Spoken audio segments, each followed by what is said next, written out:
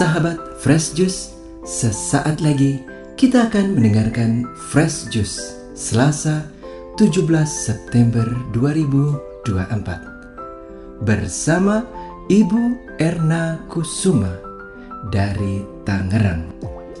Selamat mendengarkan.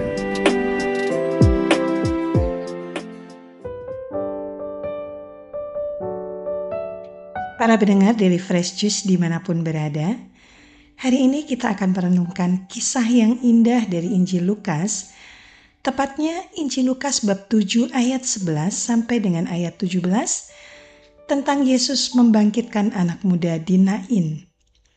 Sebagai seorang ibu, saya sangat memahami bagaimana perasaan seorang ibu yang harus mengalami kehilangan, mula-mula kehilangan suami, lalu mesti kehilangan anak laki satu-satunya. Mari kita dengarkan kisahnya. Inilah Injil suci menurut Lukas.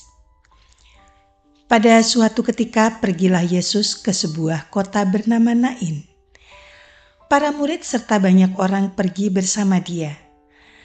Ketika ia mendekati pintu gerbang kota, ada orang mati diusung keluar, yaitu anak laki-laki tunggal seorang ibu yang sudah janda. Banyak orang kota itu menyertai janda tersebut. Melihat janda itu, tergeraklah hati Yesus oleh belas kasihan. Lalu Tuhan berkata kepadanya, "Jangan menangis."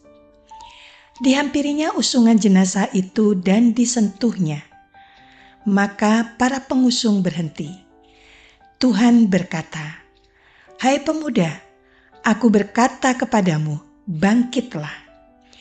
Maka bangunlah pemuda itu, duduk, dan mulai berbicara. Yesus lalu menyerahkannya kepada ibunya. Semua orang itu ketakutan, dan mereka memuliakan Allah sambil berkata, "Seorang nabi besar telah muncul di tengah-tengah kita, dan Allah telah mengunjungi umat-Nya." Maka tersiarlah kabar tentang Yesus ke seluruh Yudea dan ke seluruh daerah sekitarnya. Demikianlah sabda Tuhan. Para pendengar setia Daily Fresh Juice yang dikasihi Tuhan, hari ini kita mendengar tentang kota kecil Nain. Kota ini mungkin hanya disebut sekali dalam Injil, tetapi menjadi tempat di mana Yesus melakukan mujizat besar, membangkitkan anak seorang janda. Namun tujuan dari cerita ini bukan hanya untuk merayakan peristiwa besar itu atau menyebarkan kabar heboh ke seluruh Yudea. Bagi saya, Tuhan mengundang kita untuk belajar dari kasih-Nya. Bagaimana kita bisa menjadi saluran dari belas kasih-Nya kepada orang-orang di sekitar kita yang sedang dalam kesulitan dan duka. Yang pertama dilakukan oleh Yesus ketika tiba di Nain adalah melihat. Dalam bahasa Jawa, kita sering mengenal istilah eling lan waspodo, selalu ingat dan waspada akan apa yang terjadi di sekitar kita. Ketika Yesus sampai di pintu gerbang kota, dia melihat arak-arakan pemakaman. Dia melihat seorang janda yang menangis sedih, seorang ibu yang sudah kehilangan suaminya dan kini harus merelakan anak laki-laki satu-satunya. Di zaman ini seringkali kita terlalu sibuk dengan urusan pribadi sehingga lupa atau abai melihat kesedihan bahkan kesulitan orang lain. Apakah kita sudah benar-benar melihat mereka yang ada di sekitar kita? Atau mata kita dibutakan oleh masalah kita sendiri seperti keinginan yang belum tercapai atau beban hidup yang kita hadapi? Sebagai wanita, seringkali kita punya naluri alami untuk memperhatikan orang lain. Namun, kadang-kadang dikarenakan kesibukan sehari-hari, kita lupa untuk benar-benar melihat, untuk hadir dalam kehidupan orang lain, seperti Yesus melihat janda itu dengan penuh kasih. Para pendengar setia Daily Fresh Juice yang dikasihi Tuhan, melihat saja tidak cukup. Langkah berikutnya adalah tergerak oleh belas kasihan. Ketika Yesus melihat janda itu, dia tidak tinggal diam. Hatinya tergerak oleh belas kasihan. Dan saya yakin kita tahu apa artinya merasakan empati. Empati bukan hanya sekedar merasa kasihan, tetapi juga mencoba memahami, merasakan apa yang dirasakan oleh orang lain. Saya teringat ketika anak-anak saya terluka ataupun sakit, tentu saya bisa merasakan sakit mereka. Itulah empati yang sebenarnya. Begitu juga yang dirasakan oleh Yesus. Dia tidak hanya melihat penderitaan janda itu, tetapi benar-benar merasakan duka cita yang mendalam di hatinya. Apakah kita juga bisa merasakan seperti itu? Apakah kita mampu merasakan kesulitan orang lain, bahkan jika mereka bukan anggota keluarga kita? Dalam budaya Jawa, kita diajarkan juga untuk saling nguwongke, menghormati dan memperlakukan orang lain seperti keluarga kita sendiri. Belas kasihan tumbuh dari hati yang penuh dengan kasih. Yesus mengundang kita untuk memiliki hati yang lembut, peka terhadap penderitaan orang lain, sehingga kita dapat menjadi cermin dari belas kasih-Nya. Setelah melihat dan tergerak oleh belas kasihan, langkah terakhir adalah tindakan. Yesus tidak hanya berhenti pada rasa kasihan, namun Ia juga bertindak.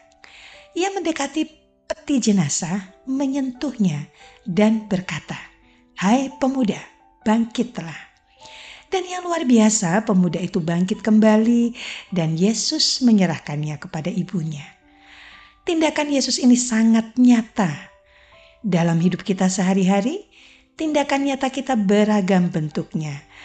Bisa berupa doa untuk orang yang sedang berduka, hadir di tengah-tengah mereka, atau bahkan membantu mereka secara finansial. Tidak harus besar, tetapi tindakan yang tulus yang berasal dari hati yang tergerak oleh belas kasih. Dalam tradisi Jawa, kita mengenal tepos liro yang berusaha memahami dan membantu orang lain dengan tindakan nyata. Jangan sampai belas kasihan kita hanya berhenti pada kata-kata seperti turut berduka cita yang kita sampaikan lewat pesan singkat saja, atau sekedar ucapan singkat tanpa tindakan lebih lanjut. Mungkin kita bisa lebih jauh dengan mendoakan, mengunjungi, atau membantu secara langsung. Konsep gotong royong yang sudah kita kenal juga sangat relevan, bahwa kita bersama-sama membantu mereka yang sedang berkesusahan, baik secara fisik maupun emosional. Para pendengar setia dari Fresh Juice yang dikasih Tuhan, mujizat yang dilakukan Yesus di Nain bukan hanya soal membangkitkan orang mati.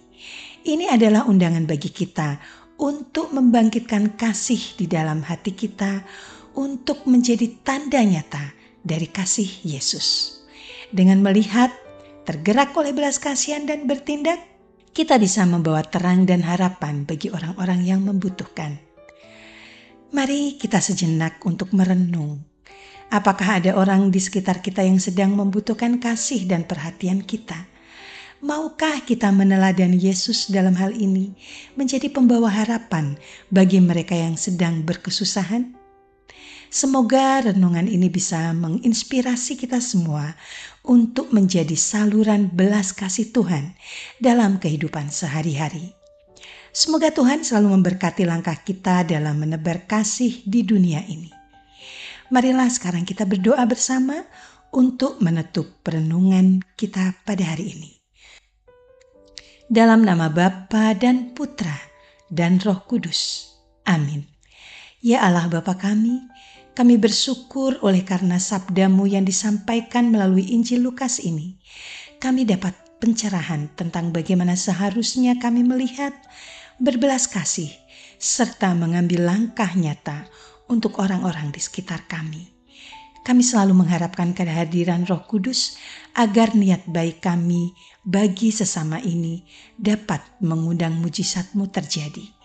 Kami berdoa di dalam Yesus Kristus, Tuhan dan Penyelamat kami. Amin. Dalam nama Bapa dan Putra dan Roh Kudus. Amin. Terima kasih. Sampai jumpa bulan depan. Sahabat Fresh Juice, kita baru saja mendengarkan Fresh Juice Selasa 17 September 2024. Terima kasih kepada Ibu Erna untuk renungannya pada hari ini.